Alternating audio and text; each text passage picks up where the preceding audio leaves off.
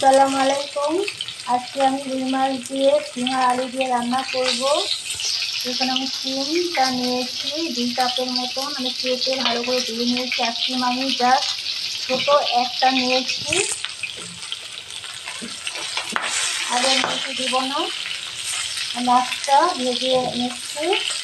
মাছের দিদি আমি অনেকটা দিয়েছি, ওই জন্য আজকে আমি মাছের দিদি একটা হাফ দিয়ে দিলাম। মুরগিটা দিয়ে ভেজে নিচ্ছি।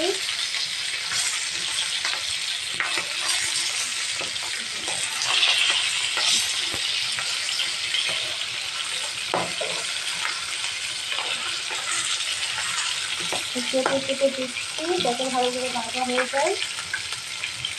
আমার মাছটা ভাজা হয়ে গেছে, এখন আমি নামিয়ে নেব। আমি পেঁয়াজ দিয়ে একটু ভেজে নিচ্ছি। মাছ ভাজা তেলের মধ্যে আমি পেঁয়াজের কুচি দিয়েছি। একে ভালো করে ভাজতে হবে। এখন আমি শিমটা দিয়ে দেব। শিমটা দিয়ে একটু ভালো করে আমি ভেজে নেব। আমি প্রায় 3 কাপের মতন শিম দিয়েছি। এটাকে আমি একটু ভালো করে ভেজে নেব।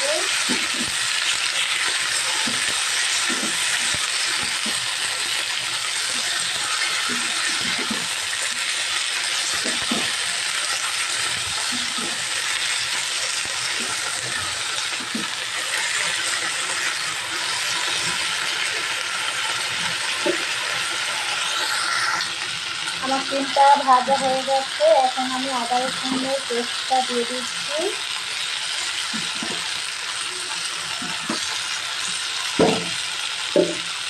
আদা রসুনটা দিয়ে দিচ্ছি। প্রায় আমি 1 চামচের মতন আদা রসুন দিয়েছি। এটাকে আমি ভালো করে কষিয়ে নিচ্ছি। একে একে সব মশলাগুলো আমি দিয়ে দিব। আমি 3-4টা মতন কাঁচামরিচ দিয়েছি।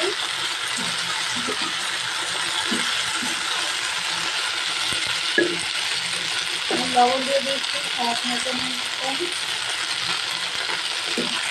আমি হলুদের গুঁড়া দিয়ে দিচ্ছি 1 চামচের মতন।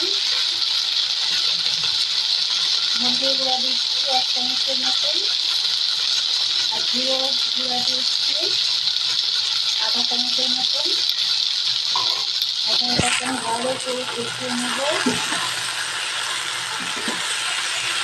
যত কষাবেন তত খেতেটা ভালো লাগবে।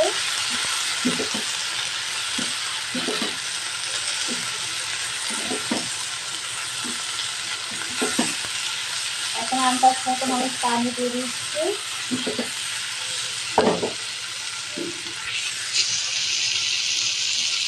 দেখুন আমি পানি 1 বাটি নিয়েছি, এখানে 3 কাপ পরিমাপ আমি মেপে রেখেছি। তারপর আমি পানিটা দিয়ে দিলাম।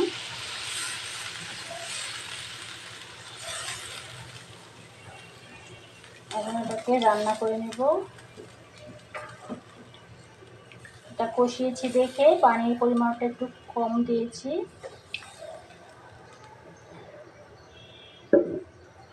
এখন আমি মাছটা দিয়ে দিচ্ছি।